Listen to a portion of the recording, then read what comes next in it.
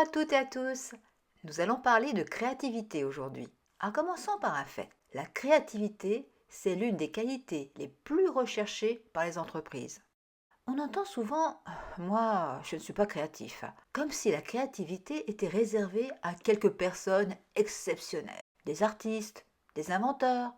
Mais la vérité, c'est que la créativité ne fonctionne pas comme ça. Et aujourd'hui, je vais vous montrer pourquoi vous êtes probablement beaucoup plus créatif que vous ne le pensez. Alors c'est quoi être créatif ou créative? Quand on parle de créativité, on imagine souvent quelqu'un en train de peindre, de composer de la musique ou d'inventer le prochain iPhone. Mais être créatif, ce n'est pas forcément créer quelque chose d'extraordinaire. Être créatif, c'est trouver une nouvelle manière de voir, de penser, d'agir. C'est connecter des idées, trouver une solution différente, imaginer une autre possibilité. Et surtout, la créativité est partout. Une enseignante qui invente une nouvelle façon d'expliquer, des commerçants qui améliorent l'expérience client, ou un parent qui transforme un moment compliqué en jeu. Ça aussi, c'est de la créativité. Et souvent, on mélange trois notions, créativité, innovation et invention. Partons d'un exemple. Imaginez un téléphone tactile. C'est imaginer une nouvelle façon d'utiliser le téléphone dans les années 1970-1980 et c'est de la créativité. Créer le premier téléphone fonctionnel, c'est une invention de 1994. L'objet existe et il fonctionne. Transformer ce nouveau concept en un succès commercial, d'usage généralisé, c'est de l'innovation. Et cela se passera en 2007 avec l'iPhone. Cette nouvelle façon de voir n'est pas un don. Et le plus grand mythe de la créativité, c'est de croire qu'on est créatif ou créative par naissance. En réalité, la créativité fonctionne comme un muscle. Il faut l'entraîner. Plus on l'utilise, plus elle se développe. Le problème, c'est qu'en grandissant, on apprend surtout à éviter les erreurs, à donner la bonne réponse, à rentrer dans le cadre, à être logique. Et petit à petit, on arrête d'explorer.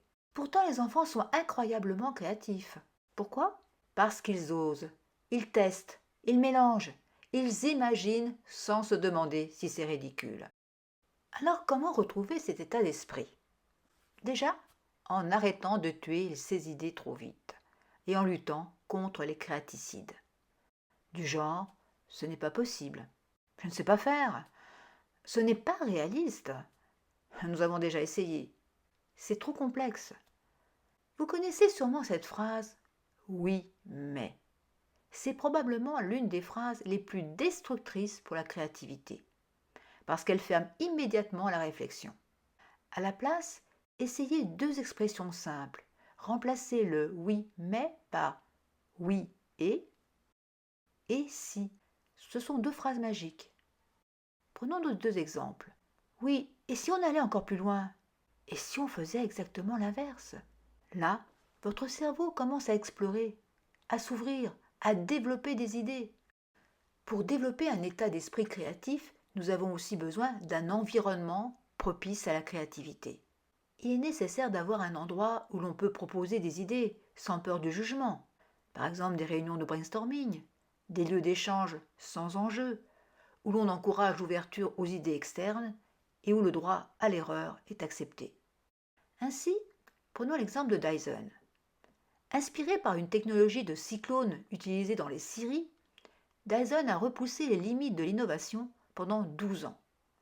Résultat, il a produit 5126 prototypes d'aspirateurs sans sac avant de créer l'aspirateur sans sac qui a révolutionné le marché.